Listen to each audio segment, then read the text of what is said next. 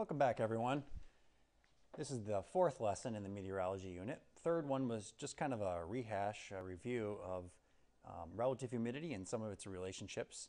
But today we're talking about air pressure, the force exerted by the weight of air above and around us pushing down. And if you look in this picture on the left, you'll see that if we had an imaginary column of air stretching from the ocean all the way up to the beginning of space, about 50 miles or so, and it was 1 inch by 1 inch square, and we weighed that particular column of air, its weight would weigh about 15 pounds, 14.7 pounds or so. And that pressure is pushing around in all directions onto us all day, all the time, as Bill Nye would say.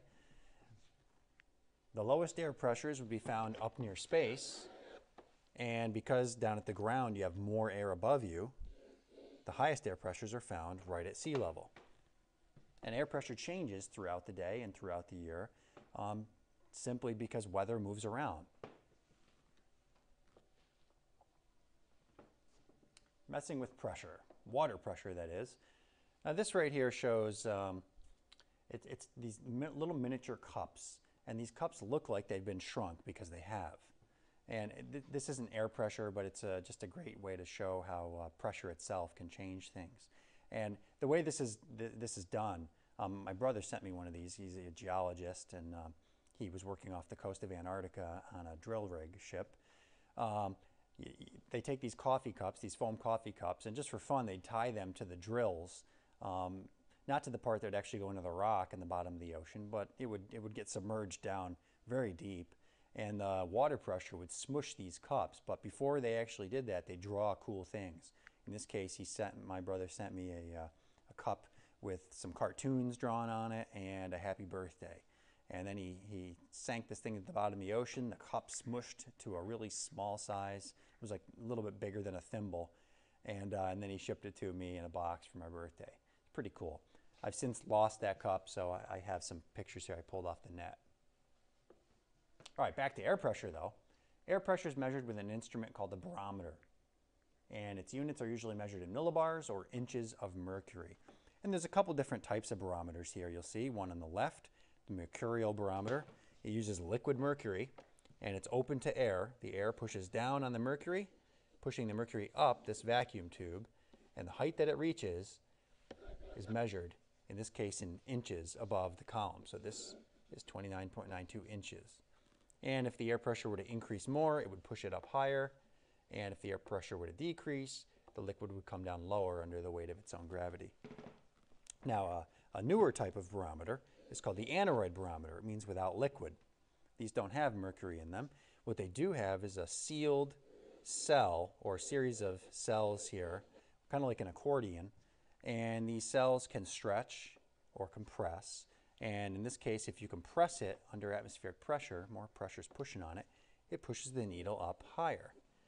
Conversely, if the air pressure were to decrease, this thing were to stretch out a little bit, that needle would drop down lower. And they use these things in aircraft as a means to measure altitude, but they're actually measuring air pressure. You can make your own homemade barometer with a juice can or a soup can, part of a balloon stretched over it with a rubber band, a straw, and some tape. And then you just simply make your own scale with a piece of folded paper over here. And as air pressure increases, it's going to push down. That straw is going to go up. And as air pressure decreases, this is going to bulge outwards and the straw will go down. I've had students make these things for projects, and they do work. Okay, the average air pressure is called 1 atmosphere. And this is the average air pressure when measured at sea level. If you were to measure it over, like, for instance, a year's worth of time, the air pressure every day at the same time. And it comes out to be about 29.92 inches of mercury, or 1,013.2 millibars of mercury. All right, this chart in your reference tables, the air pressure chart, it measures both in millibars and inches. And 1 atmosphere is indicated right on there. You can see it right there. And if we were to run through this and convert some of these numbers, 1,020 millibars is 30.12 inches of mercury. And I'm not going to go through each one of these. You can try this later on. But essentially what you need to know is the left-hand side increases by ones for each line, but the right-hand side over here, each little tiny line higher up is 0.01 higher than the one below it. So it goes by hundredths instead of by ones. So keep that in mind when you're using this chart. And we'll practice some of these for homework assignments. Now, air pressure. How does this relate to wind? Well, it turns out that differences in air pressure create winds. And the bigger the difference in air pressure, the faster the winds. The wind is simply the horizontal flow of air. Now, one thing in this course that's a little confusing with wind is the winds are named from the direction they come from. So let's take a look at this weather instrument here. We got two weather instruments actually in one. The anemometer, which we have up on the roof, measures wind speed. The wind vane measures wind direction. And you can see here how the wind must be blowing so that the arrow is pointing into the wind. And that's the way wind vanes are designed. So that's why winds are named from the direction they come from, because these wind vanes point into the wind. So for instance, what direction is a north wind blowing? Well, remember, a north wind, it's named north because it's coming from the north, so it's blowing south. Winds moving southeast, so they're moving southeast, so they're coming from, they're called a northwest wind. And just remember that winds are always named from the direction they come from, not which way they're going. Okay, another important factoid here. You'll see in this picture here that there's a high pressure and a low pressure, and the wind is moving from the high towards the low. They call this a pressure gradient. So winds move from high pressure locations to low because at these high pressure locations, there's more air. And winds are always going to move away from where there's more of something to where there's less. Now, way back in Unit 1, we drew all these maps showing contour lines where we connected elevation points. Now, in this unit, you're going to be drawing isobars, or lines connecting points of equal air pressure. And there's a number of reasons why we do this. Not only the fact that it's fun, but let's start with some high air pressures and connect those. We're going to go with 1,024 millibars, and then let's move down by fours. 1,020s. 1,016, here's 1,016 again. I'm going to guess that it's wrapping around over here on this side. Could be wrong, but let's just go with this.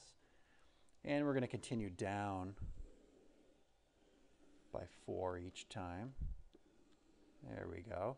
So if we were to imagine our high there and our low in here, overall, the winds would be blowing kind of this direction.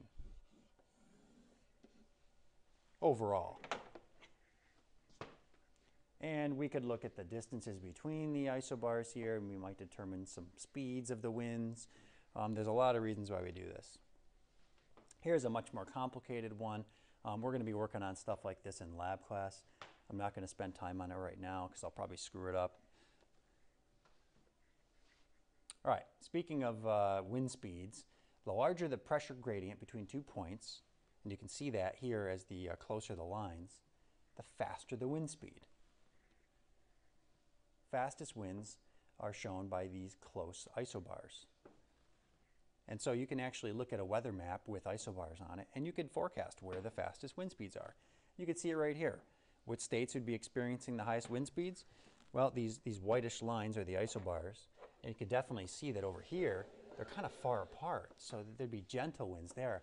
But in the east and northeast, especially this area, there'd be fast winds over here because the lines, the isobars, are much closer together. All right, which list correctly matches each instrument with the weather variable it measures? And let's see, let's look at the first choice of each of these to try to find out the errors. Wind vanes, do they measure wind speed? No, they do not. They measure wind direction, so it can't be choice 1. Choice 2, wind vanes, do they measure wind direction? Yes. Thermometers, do they measure dew point? Nah, no. Thermometers measure temperature. Not choice 2. Choice 3, barometers, do they measure air pressure? Yes, they do. Anemometers, what do they measure? Remember the 3 cups that spin around? They do not measure cloud cover. They measure wind speed. And so it must be choice 4. Let's check it to make sure. Barometer, yep, air pressure. Anemometer, wind speed, yep. Sling psychrometer, remember back in the 2 lessons ago? Yes, that measures relative humidity. So it's got to be choice 4. So hopefully you know your basic weather instruments. And we have all these things either on the roof of our school or you've used them in lab class. All right, hopefully you guys learned a little bit more about weather, in this case air pressure.